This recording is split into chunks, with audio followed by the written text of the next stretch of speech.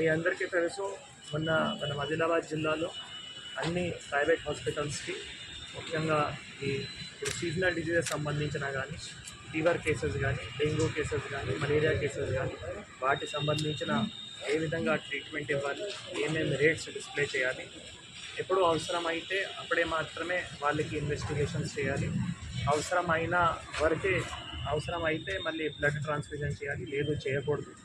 ప్రతి ఒక్క చోట్లో అంటే అక్కడ ఏవైతే రిజిస్ట్రేషన్ కౌంటర్ ఉందో అక్కడ సంబంధించిన ఓపీ ఛార్జెస్ కానీ ఐపీ ఛార్జెస్ కానీ ఇన్వెస్టిగేషన్ ఛార్జెస్ కానీ తప్పకుండా అది డిస్ప్లే చేయాలి. వాటికి సంబంధించిన వారందరికీ అన్ని ప్రైవేట్ హాస్పిటల్స్కి, జిల్లాలో ఉన్న అన్ని ప్రైవేట్ హాస్పిటల్స్కి ఇండియన్ మెడికల్ అసోసియేషన్ ఆదిలాబాద్కి సంబంధించిన వారందరూ ఆధ్వర్యంలో కూడా డిఎంహెచ్ఓ గారు అందరూ కలిసి కూడా వాళ్ళందరికీ ఓరియంటేషన్ ఇవ్వడం జరిగింది. ముఖ్యంగా ఓరియంటేషన్ అయిన తర్వాత వారికి క్లియర్గా చెప్పడం జరిగింది, మీ దగ్గర ఉన్న షార్ట్ ఫాల్స్ మీరు త్వరలోనే సరి చేయండి, ఎందుకంటే మీకు 4-5 డేస్ టైం ఇస్తున్నాము. మా బృందాలు ఎవరైతే ఉన్నారో డిఎంహెచ్ఓ గారు, ప్రోగ్రామ్ ఆఫీసర్స్ వారు అందరూ కూడా వచ్చి ఈ హాస్పిటల్స్కి ఇన్స్పెక్షన్ చేస్తారు. సో ఈరోజు ముఖ్యంగా ఇక్కడ మన గజానంద్ హాస్పిటల్ ఈరోజు ఇన్స్పెక్షన్ చేయడం జరిగింది. ఇక్కడ మేజర్గా చూస్తే కొన్ని షార్ట్ ఫాల్స్ కూడా కనిపించడం జరిగింది. ముఖ్యంగా ఇక్కడ రిజిస్ట్రేషన్ కౌంటర్ దగ్గర ఐసీయూ ఛార్జెస్ డిస్ప్లే చేశారు, కానీ ఓపీ ఛార్జెస్ కానీ ఇన్వెస్టిగేషన్ ఛార్జెస్ కానీ ఇవి డిస్ప్లే చేయట్లేదు. తర్వాత జనరల్ వార్డ్కి చూస్తే అక్కడ ఫైర్ సేఫ్టీ అలార్మ్స్ కూడా కరెక్ట్గా పెట్టలేదు. దీని తర్వాత నిన్ననే డ్రగ్ ఇన్స్పెక్టర్ గారు కూడా ఇక్కడ ఇన్స్పెక్షన్ చేయడం జరిగింది. వాటికి సంబంధించిన షెడ్యూల్ యాక్ట్ సంబంధించిన ఏవైతే ఈ రిజిస్టర్ ఉన్నాయో అవి కూడా మెయింటైన్ చేయట్లేదు. దీనికి సంబంధించిన ముఖ్యంగా చాలా ఇంపార్టెంట్ అంటే ఏవైతే డెంగ్యూ కేసెస్ ఉన్నాయో వాటికి ఎక్కడైనా మన జిల్లాలో కన్ఫర్మేటరీ టెస్ట్ చేయడానికి వాళ్ళ దగ్గర ఫెసిలిటీ లేదు. ఓన్లీ రిమ్స్లో మాత్రమే ఎలిసా టెస్ట్ మాత్రమే అవుతున్నాయి. వాటికి సంబంధించిన వాళ్ళ దగ్గర సరిగా రికార్డ్స్ కూడా లేవు.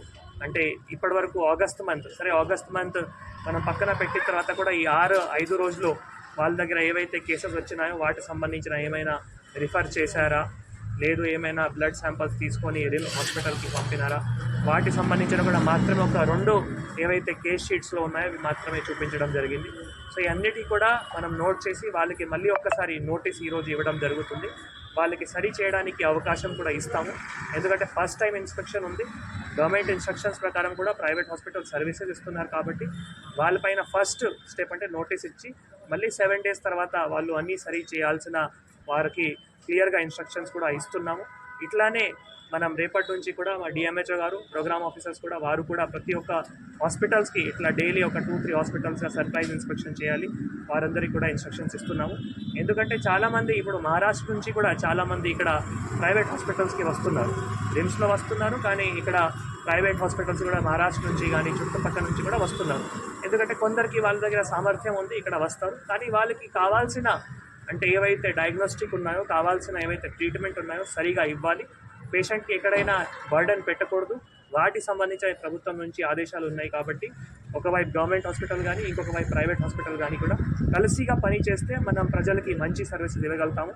దానికి సంబంధించిన మళ్ళీ ఒక్కసారి ఈ ప్రింట్ ఎలక్ట్రానిక్ మీడియా తరఫు నుంచి, తర్వాత సిటిజన్స్ తరఫు నుంచి కూడా ప్రైవేట్ హాస్పిటల్స్కి రిక్వెస్ట్ చేస్తున్నాము, ఇన్సిస్ట్ చేస్తున్నాము. మీరు అన్ని సర్వీసెస్ మనం మీకు క్లియర్గా ఎక్స్ప్లెయిన్ చేయడం జరిగింది, మీ అందరికీ తెలుసు. తప్పకుండా దానికి ఎక్కువ మీకు ఫైనాన్షియల్ బర్డెన్ కూడా ఏం లేవు. ఎక్కడైనా రేట్ చార్ట్ పెట్టాలి, లేదు ఎక్కడైనా రిజిస్టర్ మెయింటైన్ చేయాలి, దానికి ఏం ఫైనాన్షియల్ బర్డెన్ లేవు. కానీ తప్పకుండా మీరు చేయాల్సిన ఉంది. ఇవి చేయకుంటే ఫస్ట్ టైం నోటీస్ ఇస్తాము, మళ్ళీ మీరు ఈ రెక్టిఫై చేయకుంటే సెకండ్ టైం ఇంకా స్ట్రిక్ట్ యాక్షన్ కూడా తీసుకోవాల్సిన వీలు ఉంటుంది.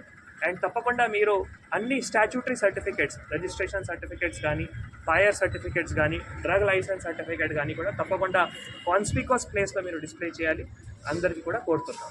అర్హత కలిగిన వైద్యులే ఉన్నారా సార్? వాళ్ళ చాట్ ఎక్కడ కనిపించారు? అర్హత కలిగిన వైద్యులే ఉన్నారా? అట్లే సో అది కూడా నేను వారితో ఎంక్వైరీ చేయడం జరిగింది. ముఖ్యంగా ఇక్కడ ఎవరైతే డాక్టర్స్ ఉన్నారో వాళ్ళకి లిస్ట్ వాళ్ళు డిస్ప్లే చేస్తున్నారు, కానీ ఈ మధ్యలో కొందరు మళ్ళీ ఇక్కడ ఈ సర్వీసెస్ కూడా వదిలేశారు. సో వాటి సంబంధించిన కూడా వాళ్ళకి చెప్పడం జరిగింది, ఎవరైతే డాక్టర్స్ ఉన్నారో వాటి సంబంధించిన మాత్రమే సర్వీసెస్ ఇవ్వాలి. ఇంకా ఎవరైతే డాక్టర్స్ రావట్లేదు ఆ పేరు కూడా మీరు తొందరగా తీసేయాలి. ఎందుకంటే ఈ మధ్యలో ఇక్కడ కార్డియాలజిస్ట్ ఎవరైతే ఉంటారో మళ్ళీ ఆయన సర్వీసెస్ వదిలేశారు, కానీ స్టిల్ కూడా క్యాథ్ ల్యాబ్ అట్లానే చూపిస్తున్నారు. సరే మీరు తొందరగా మీకు క్యాథ్ ల్యాబ్ ఎప్పుడైనా ఎవరైతే డాక్టర్ మీరు రిక్వెస్ట్ చేస్తారో అప్పుడు మీరు క్యాథ్ ల్యాబ్ సంబంధించిన డిస్ప్లే చేయండి. అప్పటి వరకు మీరు డిస్ప్లే చేయకూడదు. అనవసరంగా మీరు ఇది ఇట్లానే బ్రాండింగ్ చేస్తే కూడా ఇది కరెక్ట్ కాదు. సో డాక్టర్స్ ఉన్న వాటికే మాత్రమే సర్వీసెస్ ఇవ్వాలి. ఆ పాయింట్ కూడా మనం నోటీస్లో ఈరోజు ఇస్తున్నాము.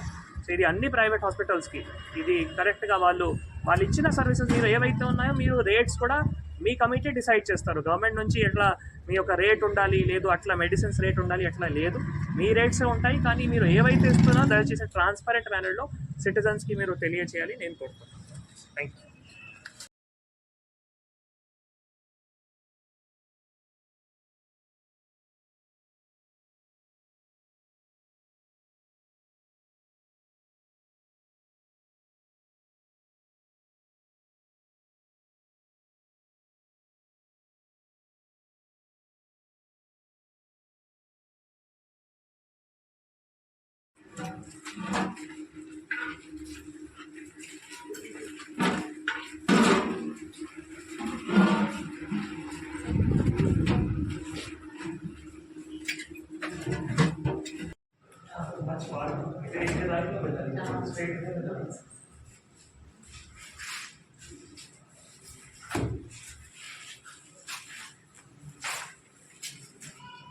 No sick quarters.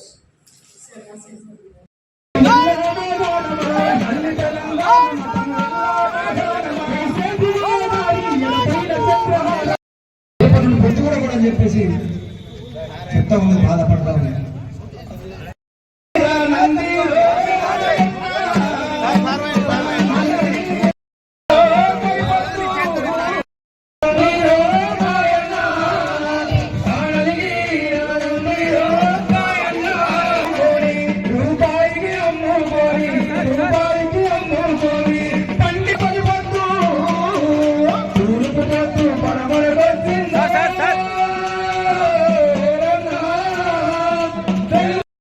చేయడానికి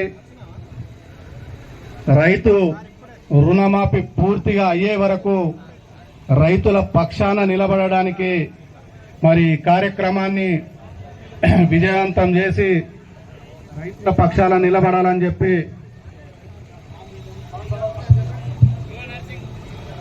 రామ్ రెడ్డి అన్న అక్కడ దయచేసి టెంట్ కిందకి రావాల్సిందిగా మనం చేస్తా ఉన్నాం. అలాగే ఈ కార్యక్రమానికి రైతు సమన్వయ అధ్యక్షులు రోకళ్ళ రమేష్ అన్న గారు, అలాగే మెట్టు ఎక్స్ జడ్పీటీసీలు కానీ, ఎక్స్ మార్కెట్ కమిటీ చైర్మన్లు కానీ, మండల పార్టీ ప్రెసిడెంట్ కానీ, మెస్రం పరమేశ్వర్ గారు కూడా వేదిక మీదకి రావాల్సింది మనం చేస్తా ఉన్నాం. అందుకే చెప్తున్నా, దయచేసి ఇది రైతుల కార్యక్రమం కాబట్టి దయచేసి మాజీ జడ్పీటీసీ జైనత్ దేవన్న గారు కూడా వేదిక మీదకి రావాల్సింది మనం చేస్తా ఉన్నాం. రెడ్డి గారు, మన పెందుకు దేవన్న గారు, జగదీష్ అన్న గారు పిలిచిన అదే జగదీష్,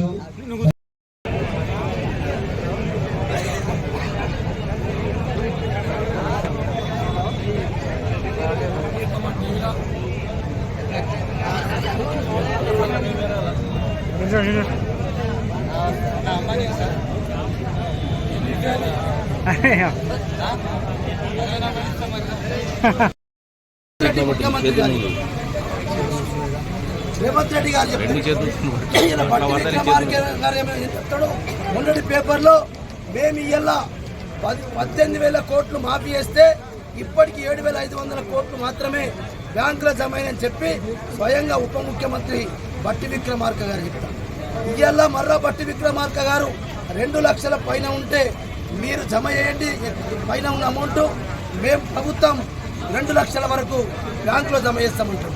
సంబంధించిన వ్యవసాయ శాఖ మంత్రి తుమ్మల నాగేశ్వరరావు గారు మేము 2 లక్షల పైన ఉన్న రుణం మేము క్యాబినెట్లో నిర్ణయం తీసుకున్న తర్వాతనే రైతులకు చెప్తామని చెప్తాం. దీన్ని బట్టి ఇది ప్రభుత్వం ముఖ్యమంత్రికి మంత్రులకు ఏమైనా కోటేషన్ ఉందా, అసలు ఈ ప్రభుత్వం రాష్ట్రంలో పనిచేస్తుందా, లేకుంటే రైతులను చంపాలనుకుంటున్నారా, రైతులను ఏం చేయాలనుకుంటున్నారు? అందుకొరకే ఇలా బీఆర్ఎస్ పార్టీ పనిలేక లేదు.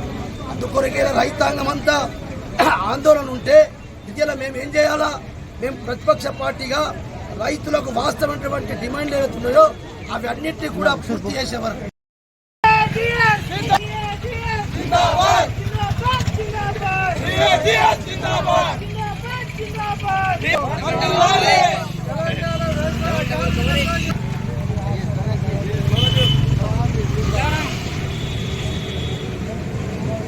లక్షల రుణమాఫీ చేసే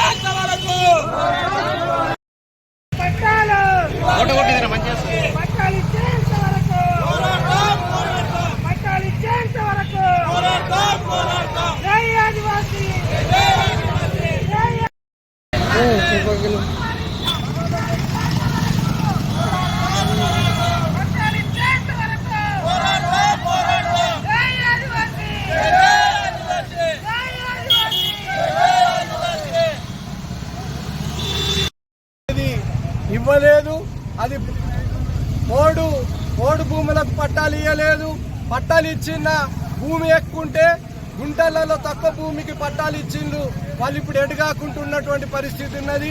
అదేవిధంగా జమీందారు భూములు కానీ సీలింగ్ భూములలో కూడా సాగు చేస్తున్నారు. పేదలకు పట్టాలు ఇవ్వడం లేదు. అదేవిధంగా పరంపోగు భూములు కూడా పట్టాలు సాగు చేస్తున్న వాళ్ళకు పట్టాలు అనేటువంటి ఇవ్వలేదు. అదేవిధంగా ఉమ్మడి ఆంధ్రప్రదేశ్ ఉన్నప్పుడు పట్టాలు ఇచ్చిండ్రు. తెలంగాణ వచ్చిన తర్వాత పట్టాలు ఇవ్వలేదు. ఆదాయంతో వాళ్ళకు ఎలాంటి రుణాలు అందడం లేదు. కాబట్టి తెలంగాణ పట్టాలు ఇవ్వాలని, అదేవిధంగా రుణమాఫీ అనేటువంటి జిల్లాలో ఆదివాసీ గ్రామాలలో 98% మందికి రుణమాఫీ కావాలి. అనేక గ్రామాలలో మేము సర్వేలు చేశాం. గ్రామాల్లో ఒక 2-3 కూడా కాలేదు. ఒక్కొక్కరు 1,20,000, 1,60,000 తీసుకున్నా కానీ రుణమాఫీ జరగలేదు. కాబట్టి వాళ్ళందరికీ కూడా రుణమాఫీ చేయాలని చెప్పి మేము కోరుతున్నాం. అదేవిధంగా చాలా గ్రామాలలో మరి రేషన్ కార్డు లేవు. 10 సంవత్సరాల నుంచి రేషన్ కార్డు లేవు. ఆ రేషన్ కార్డులు కూడా ఇవ్వాలని చెప్పి కోరుతున్నాం. రాబోయే కాలంలో తెలంగాణ ఆదివాసీ సంఘం, తెలంగాణ వ్యవసాయ కార్మిక సంఘాల ఆధ్వర్యాల్లో జిల్లా అధికారులు స్పందించినట్లయితే జిల్లా స్థాయిలోనే కాదు, రాబోయే కాలంలో మండల స్థాయి, గ్రామ స్థాయిలో కూడా ఉద్యమాలు, పోరాటం చేయవలసి ఉంటుందని చెప్పి మేము తెలియజేస్తాం.